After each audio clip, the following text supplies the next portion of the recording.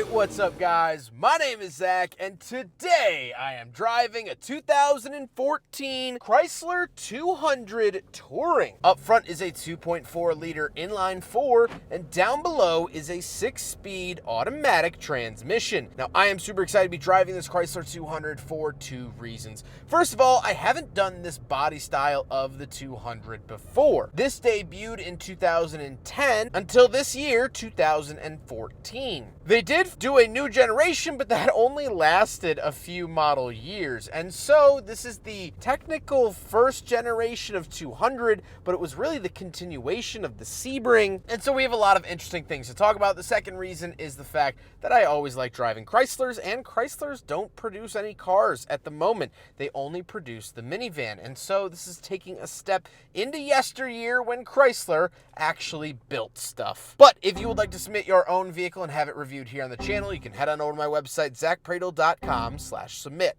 It's a quick and easy submission form. It takes under a minute to fill out, and I come out to you. And if you'd like to see all my videos weeks or sometimes months in advance, you can head on over to my Patreon for only $5 a month. Last but not least, huge thank you to North Naperville Autos for letting me borrow their Chrysler 200 for today's video, and you can browse their inventory with the link found in the description below. But let's get back to that 2.4 liter inline 4. Well, this is of the era where Chrysler, FCA, whatever they were at the moment, they were working with Mitsubishi, at least in the 2000s, and this engine is a holdover from that era. This engine was not only here in the Chrysler 200, it was known as the World engine and used in the Dodge Caliber and Dodge products, Jeep Compass, Jeep Patriot, as well as some Mitsubishi products, even overseas in Peugeots and Citroens. So this was a well-traveled engine and put into a lot of vehicles. It made 172 horsepower, and it's fine. It had its fair share of oil issues. Most cheap 4-cylinders did/do. So it's nothing special at all. It worked. It offers okay power, but it was here to fulfill a request, and that's it. Like I said, paired to it is a 6-speed automatic. Pretty nice to see that, because some vehicles of this era were still putting out 4-speed automatics, at least towards the end of the 2000s. And last but not least, this is front-wheel drive. So how does it feel to drive the Chrysler 200? It's okay.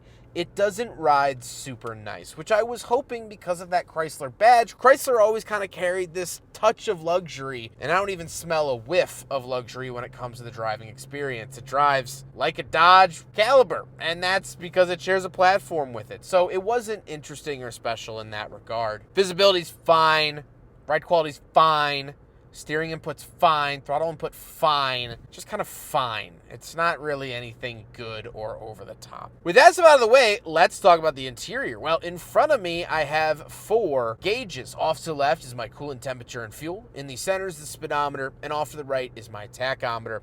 On the steering wheel, we do get buttons for the menu, as well as our compass button, and cruise control is found off to the right. Off to the left, we do have a giant climate control vent, and that's it. That's all you get over there. And moving on to the door, you have the latch you get in and out, power mirrors, power locks, and power windows. Moving into the center, we do get an analog clock. I absolutely love seeing these in cars. Chrysler did this all throughout the 2000s.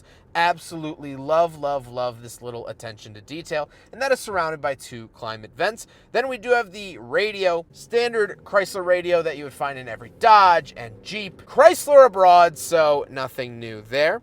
We do have the traction control and hazard switch down below, and then we have our climate controls. Fan speed off to the left, temperature in the center, where to send it off to the right. Clean, simple, no fuss. Down below, we do have a 12-volt outlet, a little cubby, and the shifter. The shifter is a jigsaw-style shifter. Again, for affordability, cut costs. This was a recession-era vehicle designed throughout the recession of the 2000s, so you're going to see some cost-saving measures like that. Then we do have cup holders, so we will do a big friggin' bottle test, and sadly, it fails. I didn't really expect it to pass, but it didn't, so I guess no worries there? Question mark?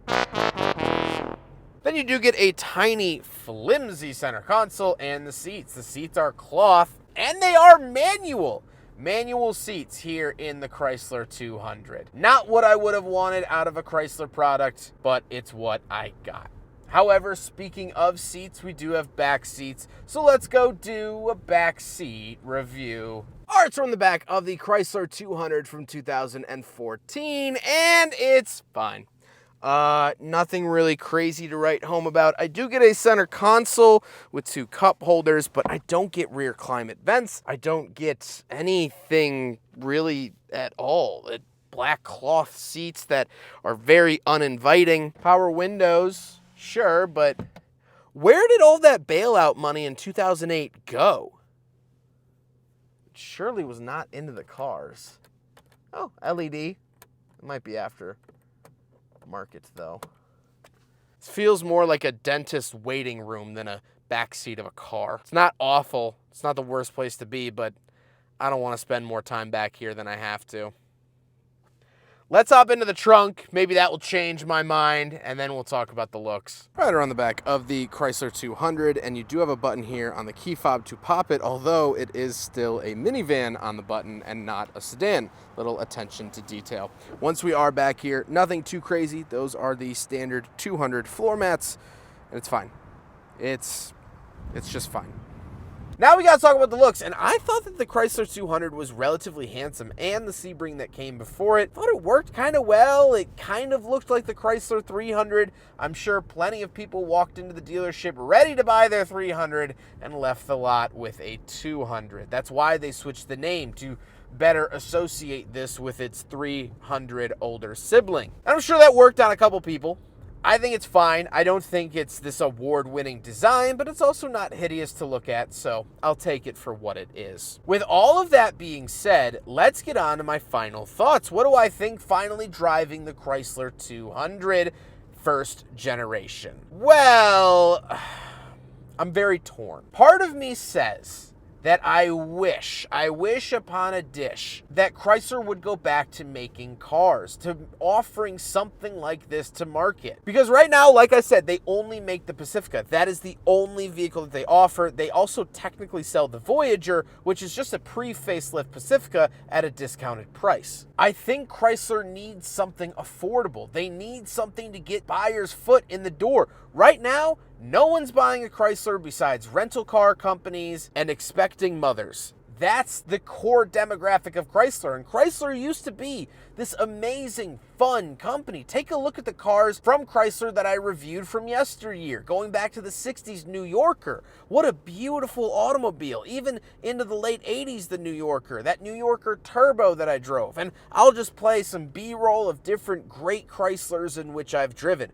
Chrysler was a wonderful company, and I think if they want to go back to that, they need to offer something for the masses. But then there's the other side of the argument, that this is not very good. This is just straight up not a very good car. Is it getting me where I need to go?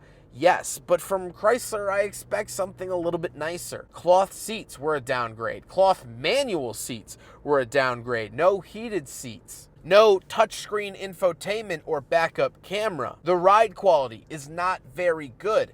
And then you get all of this textured plastic that American car brands had a fascination with throughout the 2000s. This weird textured plastic, it makes no sense. And it just makes the interior feel cheap, flimsy, and quite frankly, terrible. Nothing in here feels premium. And I guess maybe that was a good thing. Maybe this helps keep the lights on over at Chrysler. Maybe they do need a budget car, but when comparing it to the 300, the 300 was a luxury automobile, and this, well, this was destined for the Hertz counter. Anyone who drove one of these probably had to sign a piece of paper beforehand and show a picture of their license. It's not nice. It's not good. It is what it is. If you own a 200, I'm not crapping on it in any way. It's fine. But as a Chrysler, this isn't a great showing for the brand. Something that was supposed to be upscale. Something that, at a point, wanted to compete with Bentley and other very premium vehicles. This is not premium. This feels like a free app with pop-up ads. And that's a shame. I think Chrysler has a very, very long journey in front of them. And maybe it starts with a vehicle like this, or maybe it doesn't. But from where I'm sitting, this is a Dodge Neon with a little bit of makeup. I hope you guys enjoyed the video. Huge thank you to North Naperville Autos for letting me borrow their Chrysler 200 for today's video. They are absolutely wonderful. They always have cool and interesting, unique inventory that I love filming. They also offer financing. They are Carfax certified. They offer shipping, and they now offer mobile detailing. So they really truly are a one-stop shop in the Chicagoland suburbs, and I highly recommend checking them out. But I hope you guys enjoyed the video. Don't forget to rate the video, comment on the video, and subscribe if you really liked it. Take care, guys.